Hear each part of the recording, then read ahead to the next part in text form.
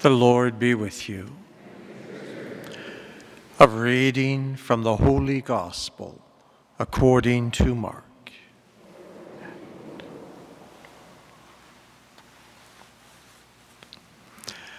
Returning from the region of Tyre, Jesus went by way of Sidon towards the Sea of Galilee, in the region of the Decapolis. They brought to him a man who was deaf and who had an impediment in his speech. And they begged him to lay his hand on him. Jesus took him aside in private, away from the crowd, and put his fingers into his ears. And he spat and touched his tongue. And then he looked up to heaven. He sighed and said to him, Ephphatha, that is, be opened. And immediately the man's ears were opened. His tongue was released, and he spoke plainly. Then Jesus ordered them to tell no one. But the more he ordered them, the more zealously they proclaimed it.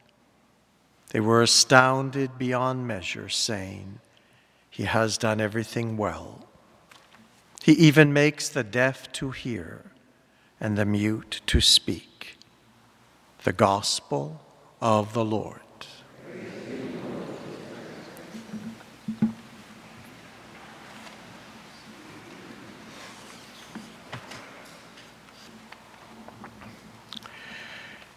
In our second reading today, we see classic St. James call it exactly as he sees it.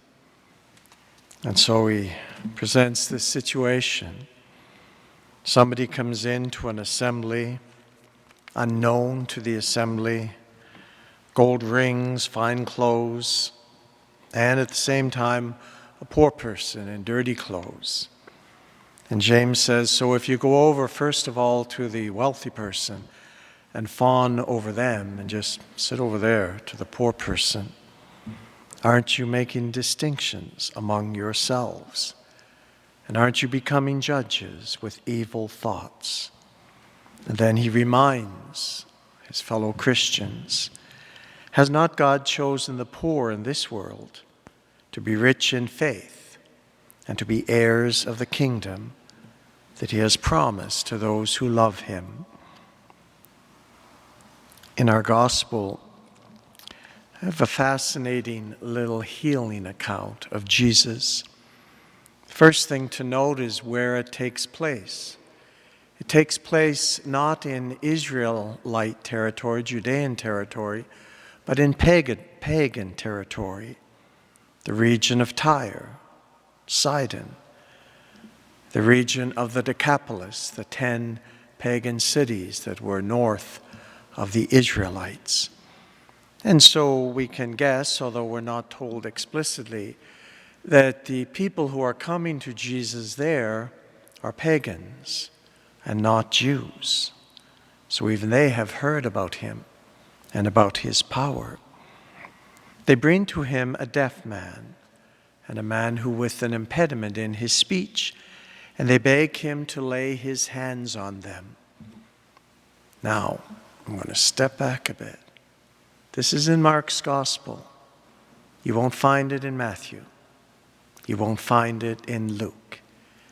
It's one of 5 or 6 passages in St. Mark's Gospel that when Matthew and Luke were studying Mark's Gospel, they decided, both of them, independently, but both of them, to skip it.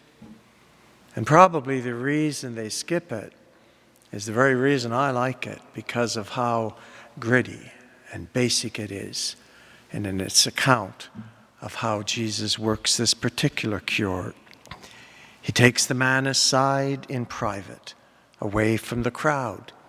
He puts his fingers into the man's ears. He spits.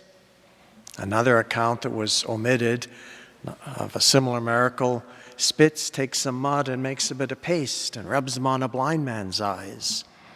Here he spits, and then he touches his tongue.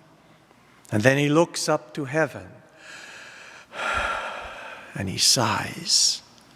And then he speaks the words of Aramaic, Ephphatha, and they've been preserved here, almost like magic words. They mean be opened. And the result happens. The man's ears are opened, his tongue is released, and he's able to speak plainly. And then, as he so often does in Mark's Gospel, and a little bit elsewhere, but particularly in Mark's Gospel, he orders them to tell no one. A lot of good that was going to be. The more he tells them not to tell everyone, the more they go about and they spread the word. And people are astounded beyond measure. He has done everything well. He makes even the deaf to hear and the mute to speak. Fascinating thing about this particular miracle has found life in our baptismal ritual. Now, not quite as gritty maybe, but after a child has been baptized, the priest or deacon who is baptizing touches the child's ear and touches the child's mouth and says, "May your ears soon be opened to hear God's word, and your mouth be opened to sing God's praises." And so this very basic, almost gritty, almost magic worker's miracle that Mark preserved and Matthew and Luke thought was just not quite sophisticated enough for their Gospels. In fact, is reflected every time, and for a long, long time has been, whenever the church baptizes a new child.